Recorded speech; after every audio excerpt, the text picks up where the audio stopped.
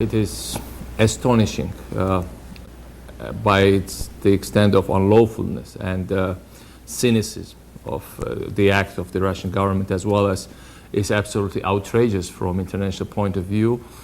And certainly, what can I say? I'm astonished. I think most of the people in the world are totally astonished. It had been denounced by basically every country that spoke lately, and this is first time ever since Second World War in Europe when a big power in Europe, by unilateral use of force, is trying to redraw European borders. What is your recourse now, essentially? I mean, militarily, the Georgian army is out of those breakaway regions. You've retreated. What can you, as the president of Georgia, do after this declaration and as Russian soldiers continue to maintain a presence in South Ossetia and Abkhazia? Well, this is not up to Georgia only now. This has been an absolutely unparalleled challenge, not only just to international law, but to the whole existing world order. And it's not only that it's not a matter of presence of the army. What they are doing in these regions now, as I speak, they are throwing out the last remaining population, Georgian population from South Ossetia.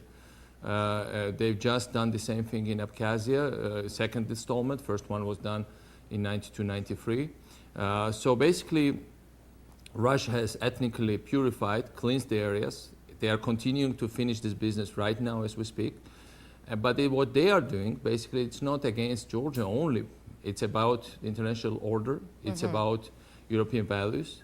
And so I think this is up to the world now to act very strongly, like the world should never have accepted what Nazi Germany did to small European states initially and then to the rest of the world, what Stalin did to Finland in 1939.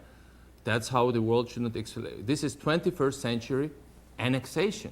And of course, this is something nobody of us expect. And of course, President Saakashvili, I'm sorry to interrupt, but Russia makes similar claims of ethnic reorganization in those provinces. I've got to ask you, have you spoken on the phone with President Sarkozy, with the U.S. Secretary of State Condoleezza Rice, any of those people, since Russia made that declaration of supporting those two breakaway provinces as independent states? Whatever the claims are made by Russia, Russia is being extremely cynical.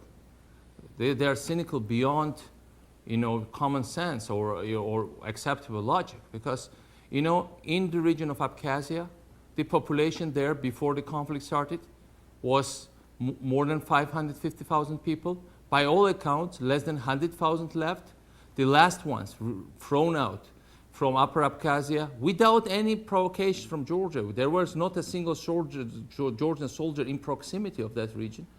And, Russian troops with vacuum bombs cleansed the last population, remaining Georgian population from Upper Abkhazia. As we speak, from South Ossetia, more than half of which had always been controlled by Georgia, with ethnically mixed population, with all the minority rights, with all the language rights. Russians are throwing out, looting, raping, and killing the remaining Georgian population there. So what I'm saying, I spoke to President Bush several times. I've got lots of sympathy for American and European leaders. They are all outraged.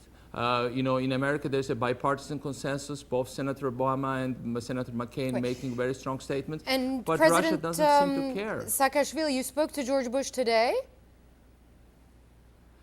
I spoke with him yesterday night. President Bush was still thinking that Russia would not dare something as unlawful and as illogical and as outrageous as they've done today. Well, I wasn't so optimistic, and unfortunately, I was proven right. And so, this is just start of the process. The Russians were up to this long time ago. They've been preparing this for a long, long time. Okay. But certainly, they are not going to stop here. They will continue. They will carry on whatever their plans are. But you said there were no Georgian soldiers in those regions of South Ossetia. But the first week of August, we understand that there was an operation with Georgian soldiers in South Ossetia. Do you have any regrets about it at this point, considering what happened? Look, I think it's already enough time has passed for this question not to be asked. Isn't it clear by now that when 80,000 Russian soldiers, more than 3,000 Russian armor, within few hours entered the Georgian territory. That was operation planned well in advance, very meticulously. This is larger than Soviet invasion of Afghanistan initially. This is larger than initial invasion of Czechoslovakia in 1968, the invasion of Hungary in 1956. This had been planned for months and months, if not say for years. And this is not Georgia's choice. Georgia had only one choice, to surrender and capitulate outright, which no normal, even very small democracy would ever do, or to try to resist this invasion. This was a classical, pure invasion. And of course, invaders always, Nazi Germany claimed they were attacked by Poland in 1939.